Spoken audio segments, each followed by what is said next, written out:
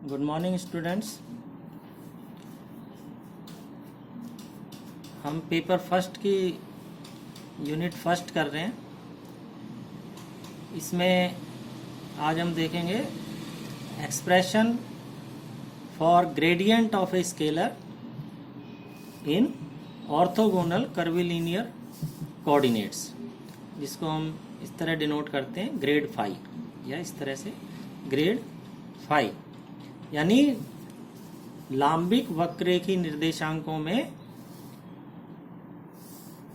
किसी अदिश की प्रवणता के लिए क्या व्यंजक होता है।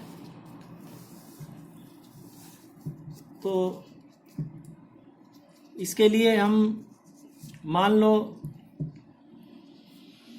लांबिक वक्ररेखी तंत्र है, इसमें एक पृष्ठ लेते हैं सरफेस S1। इस सरफेस के प्रत्येक बिंदु पर अदिश राशि का मान है, मान लो 5।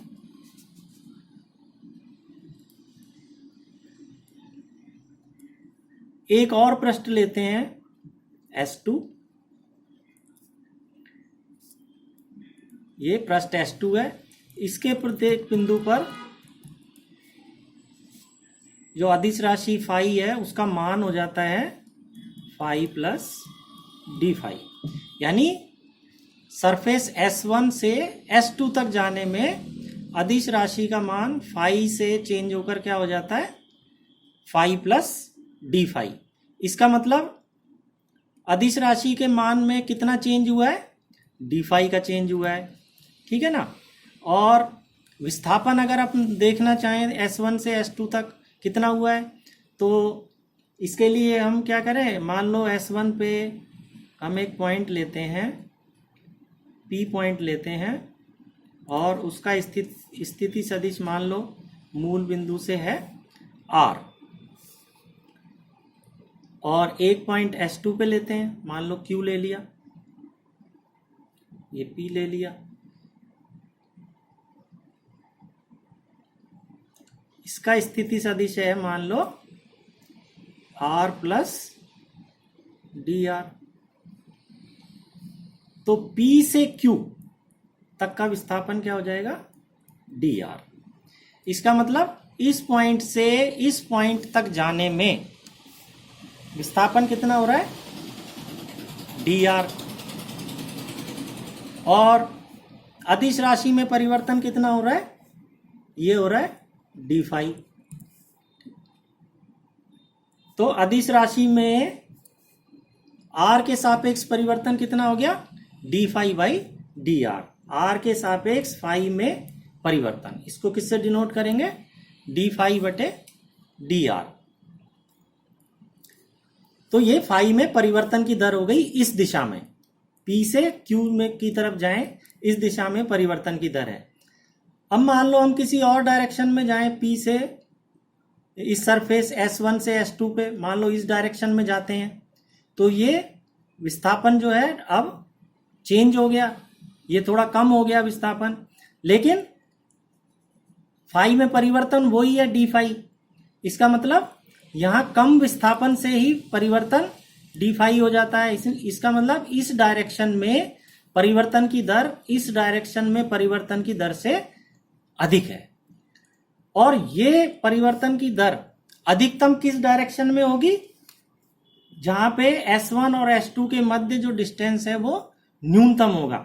और न्यूनतम डिस्टेंस अपने को पता है हमेशा किस में होता है, परपेंडिकुलर डायरेक्शन में। मान लो वो डायरेक्शन ये है, ठीक है, यानी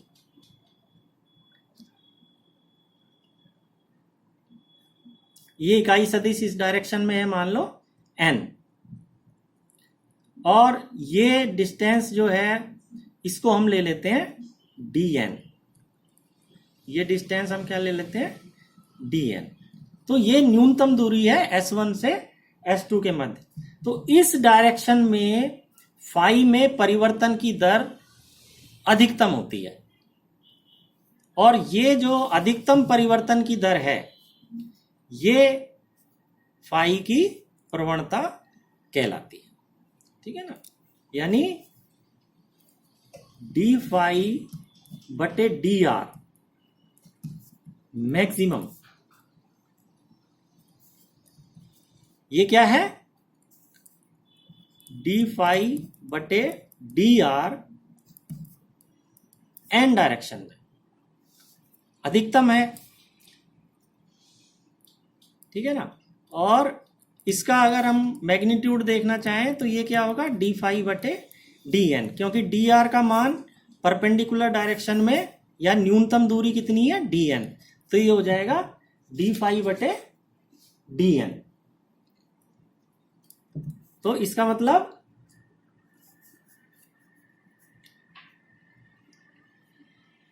फाई में या अदिश क्षेत्र में इस अदिश फलन फाई में अधिकतम परिवर्तन की दर जो है वो अदिश की प्रवणता कहलाती है, और वो डायरेक्शन है परपेंडिकुलर डायरेक्शन। तो हम क्या लिख सकते हैं कि grad phi this is equal to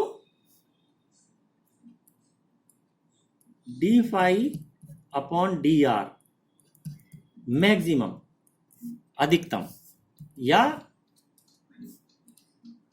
d phi upon d r maximum क्या होता है, d phi by d n. ठीक है ना, और डायरेक्शन हो गई एन, यानी नॉर्मल डायरेक्शन में। इसका अगर हम डी आर के साथ स्केलर प्रोडक्ट लें, है ना, तो इसको क्या लिख सकते हैं, grad phi dot d r is equal to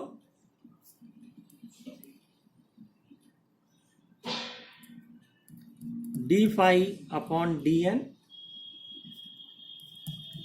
N dot d r. इसमें हमने कुछ नहीं किया है, दोनों तरफ डी आर से डॉट प्रोडक्ट ले लिया। अब एन डी आर क्या होता है, ये डी एन ही है, यानी d phi upon d n d n, ये कैंसिल हो जाएगा, तो ये क्या हो जाएगा, ये आ जाएगा हमारे पास डी फाई। ठीक है, यानी हम क्या लिख सकते हैं, d phi is equal to grad phi dot d r.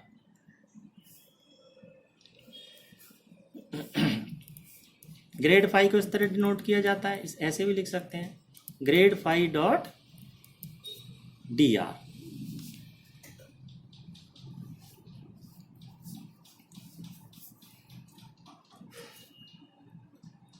अब हम मान लेते हैं, माना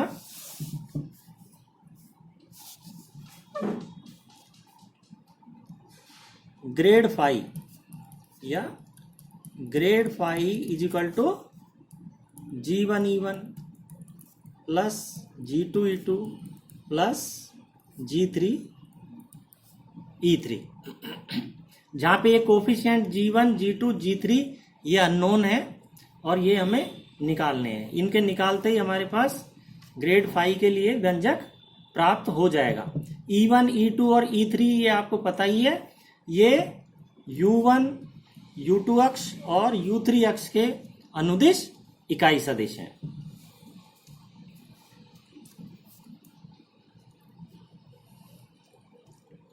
अब DR हमने इसके लिए व्यंजक पहले हम प्राप्त कर चुके हैं।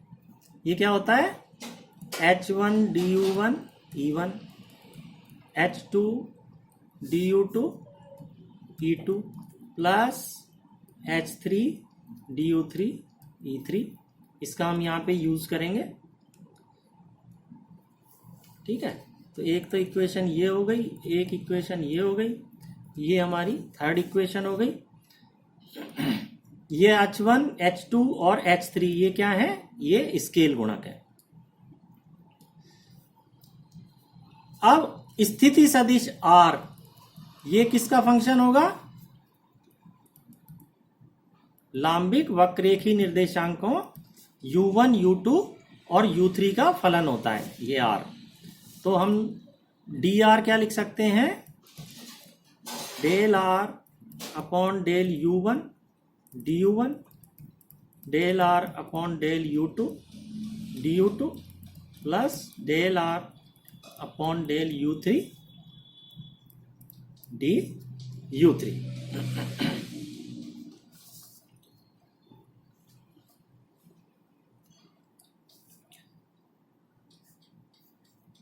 अदिश राशि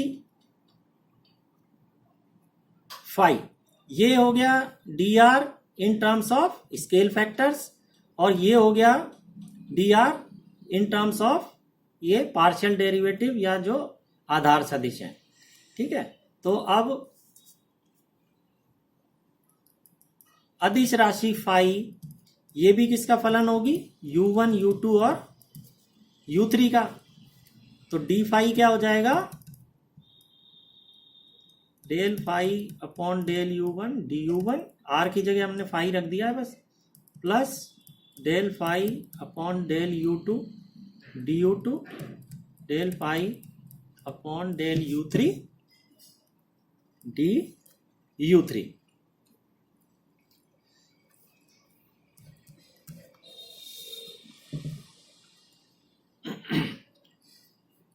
अब इस इक्वेशन 1 में हम एक तो ग्रेड फाई का ये मान इक्वेशन 2 से और dr का ये मान इक्वेशन 3 से, ये दोनों अगर हम रखें किसमें, इक्वेशन 1 में, तो देखो डी फाई क्या आता है,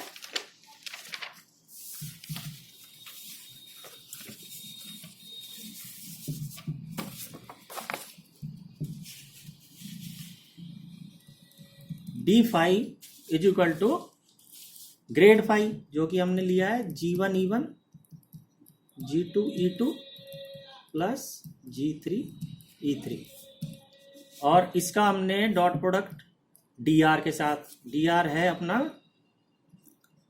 h1 du1 e1 h2 du2 e2 plus h3 du3 e3। तो ये डॉट प्रोडक्ट निकाल लेते हैं, आसान है, इसमें डॉट प्रोडक्ट निकाला तो e1 डॉट e1 1 हो गया और e1 डॉट e2 ये 0 हो गया, e1 डॉट e3 ये 0 हो गया। तो एक टर्म तो इससे आ गई, इसी तरह से एक टर्म इससे आएगी e2 डॉट e2 वाली, और एक इससे आएगा e3 डॉट e3। तो ये आ जाएगा g1 h1 du1 plus g2 h2 du2 plus g3 h3 du3। ये हमारे पास आ गया डी फाई, और ये इक्वेशन हमारी हो गई 5।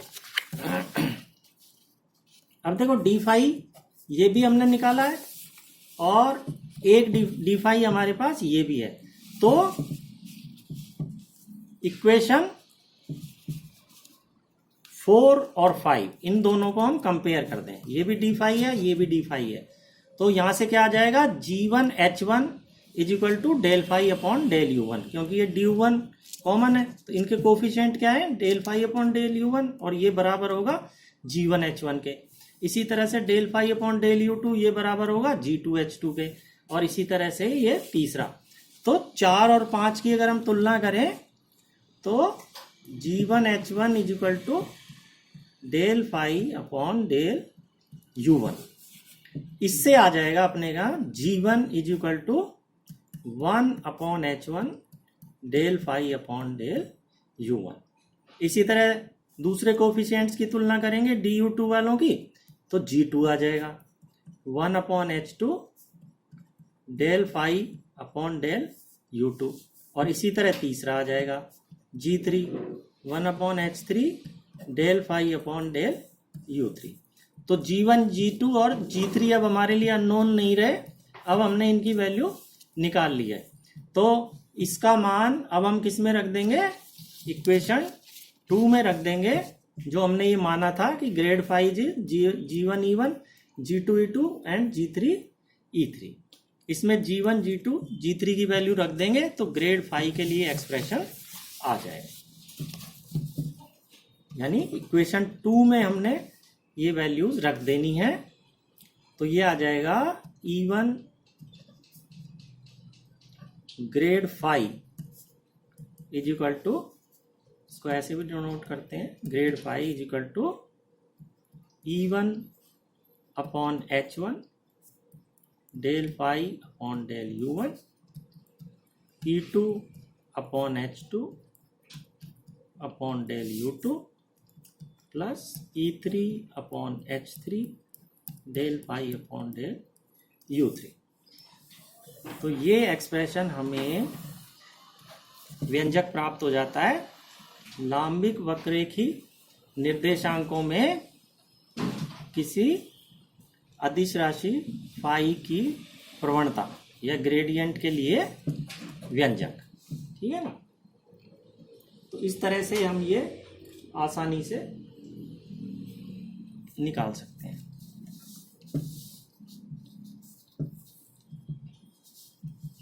तो आशा है आपको ये समझ में आ गया होगा।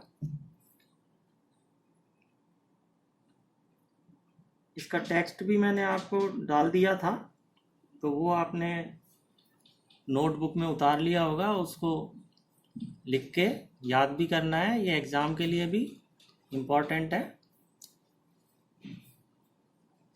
Thank you students.